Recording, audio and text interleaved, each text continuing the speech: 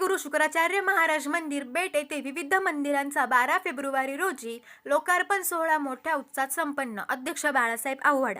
येणाऱ्या 15 फेब्रुवारी महाशिवरात्रीच्या महापूजा पर्व काळाबद्दलची माहिती देण्यात आली. परम सद्गुरू शुक्राचार्य महाराज मंदिर श्री क्षेत्र बेट कोपरगाव येथे श्री संजीवनी पार्क परिसराचे सुशोभीकरण करण्याचे काम जवळजवळ पूर्ण झाले असून रविवारी महाशिवरात्री असल्याने त्याचा लोकार्पण सोहळा करण्यात आला. सदर संजीवनी पार्क परिसराचा लोकार्पण सोहळा गुरुवार दिनांक 12 फेब्रुवारी 2026 रोजी सायंकाळच्या सुमारास परमपूज्य महंत रमेश गिरीजी महाराज संत जनार्दन स्वामी आश्रम बेट कोपरगाव, परमपूज्य महंत परमानंदजी महाराज जंगली महाराज आश्रम कोकमठाण, परमपूज्य महंत राघवेश्वरानंद गिरीजी महाराज श्री राघवेश्वर देवस्थान कुंभारी यांच्या शुभ हस्ते करण्यात आला. कोपरगाव तालुका व शहरातील सर्व भाविक भक्त या पवित्र धार्मिक कार्यक्रमास मोठ्या संख्येने उपस्थित होते. तसेच यावेळी परमपूज्य महंत रमेश गिरी महाराज यांनी आपले मनोगत व्यक्त करत महाशिवरात्रीच्या उपासना, आराधना व शिवलिंग पूजेची माहिती दिली. त्याचबरोबर येणाऱ्या 15 फेब्रुवारी महाशिवरात्री उत्सवाची जय्यत तयारी झाली असून महापूजा, विधी, अभिषेकाविषयीची माहिती रूपरेषा मांडण्यात आली. याबद्दलची अधिक माहिती शुक्राचार्य महाराज मंदिर ट्रस्ट अध्यक्ष बाळासाहेब आव्हाड यांनी दिली.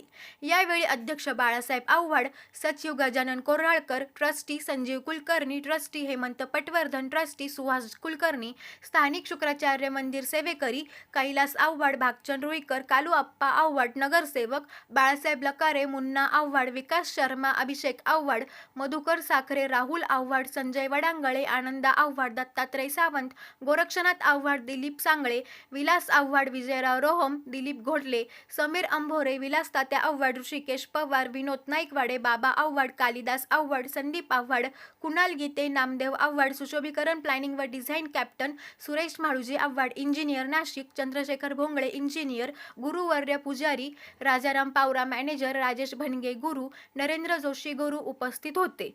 SJ मराठी न्यूज चॅनेलसाठी संतोष जाधव, कोपरगाव.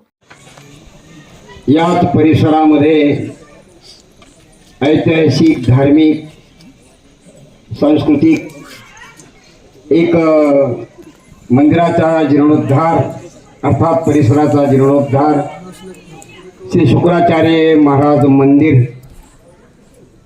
हे जगातील एकमेव असं एक स्थान आहे की ते या ठिकाणी आणि त्या अनुषंगाने संजीवनी पार्क, गणेश मंदिर, विष्णू मंदिर, श्रीमंत महादेव मंदिर, श्री दत्त मंदिर या सर्व मंदिराचा जीर्णोद्धार अर्थात सुशोभीकरणाचं काम या देवस्थानचे अध्यक्ष आणि विश्वस्त मंडळाने हाती घेतलेलं आहे आणि ते पूर्णही केलेले आहे. अजून काही कामं बाकी पण आहे आणि त्या अनुषंगाने हा भव्य असा लोकार्पण सोहळा या ठिकाणी संस्थेचे अध्यक्ष आणि विश्वस्त मंडळाने आयोजित केलेला हा कार्यक्रम आहे. या कार्यक्रमामध्ये उपस्थिती परमपूज्य महंत परमानंदजी महाराज जंगली आश्रम, त्याचप्रमाणे महंत राघवेश्वरानंदगिरीजी महाराज राघवेश्वर देवस्थान कुंभारी, त्याचप्रमाणे श्री श्री 1008 महामंडलेश्वर शातानंदगिरीजी माता त्या त्र्यंबकेश्वरला आहे, त्या येऊ शकल्या नाही, आणि जंगली महाराज आश्रमातील सर्व संत मंडळी, त्याचप्रमाणे कोपर गावातील आणि पंचकृषीतील आणि इतरही काही पाहुणे मंडळी, सर्व बेटकर मंडळी आणि पत्रकार मंडळींनी या ठिकाणी या उत्सवालाही उपस्थिती दर्शवली आणि याच कार्यक्रमाला अनेक आमच्या पाठीमागे बसलेली काही व्यासपीठावर विराजमान सर्व मान्यवर मंडळी, सर्वांचं मनपूर्वक स्वागत, सर्वांना धन्यवाद. आणि आज असा एक कार्यक्रम आयोजित केला आहे की गेल्या अनेक वर्षापासून आणि या ठिकाणी राष्ट्रसंत सद्गुरू जनार्दन स्वामी मौनगिरीजी महाराज आणि यांची समाधी झाली. तत्पूर्वीही त्यांचं वास्तव्य या परिसरात झालं आणि त्यांनी जी काही नित्य नियम विधी केली आहे, नित्यनेम विधी, त्या नित्यनेम विधी म्हणजे एक छोटासा ग्रंथ आहे आणि त्याच ग्रंथामध्ये आणि सर्व आणि शास्त्र, पुराण, वेद त्याचाही समावेश आहे आणि त्या समावेशामधून मूर्त संजीवनी मंत्राचाही समावेश आहे आणि असा श्री शुक्रोपासित मंत्रस्य म्हटलं आहे. शुक्राचार्याने जो काही मंत्र जपला आहे आणि त्या जपाचंही सद्गुरु जनार्दन स्वामी आश्रम समाधी स्थान या ठिकाणी रोज जो पहाटी विधी होतो त्या विधीमध्ये शुक्राचार्यांचाही नामाचा समावेश आहे. म्हणून श्री शुक्रोपासित संजीवनी मंत्रस्य असा त्या मंत्राचा उच्चार गेल्या 36 वर्षापासून त्या ठिकाणी होतो आहे आणि तोही माईकवर पहाटी होतो आहे.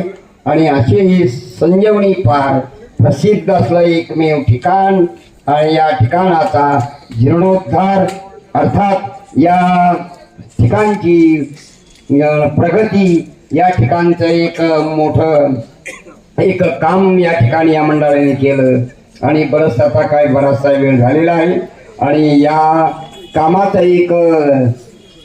एक आदर्श म्हणून यांनी हे काम हाती घेतलं आणि ते केलं आहे. अजून काही करायचं राहिलेलं आहे. म्हणून या महाशिवरात्रीच्या महान पर्व काळावर या मंडळीने हा लोकार्पण सोहळा आयोजित केला आहे आणि या महाशिवरात्र आपल्या संस्कृतीमध्ये आणि वर्षभरामध्ये आणि 24 एकादशी असतात. हा एक 24 एकादशीचा महान पर्व काळ 24 एकादशी आणि 5 पर्व काळ आहे आणि त्या 5 पर्व कालापैकी आणि एक रामनवमी उत्सव, एक कृष्ण जन्माष्टमी उत्सव, एक वामन जयंती, एक नरसिंह जयंती आणि एक महाशिवरात्र असे शैव आणि वैष्णवांच्या दृष्टीने 24 एकादशी आणि 5 हे महान पर्व काळ आणि विशेष महत्त्वाचे मानले आहे. आणि अशा त्या महान पर्व काळाच्या अंतर्गत आणि आता परवा येणाऱ्या महाशिवरात्रीच्या पर्व काळावर आपल्याला सर्वांना आमंत्रित केला आहे. हा उत्सव अर्थात लोकार्पण सोहळा या ठिकाणी झालेला आहे.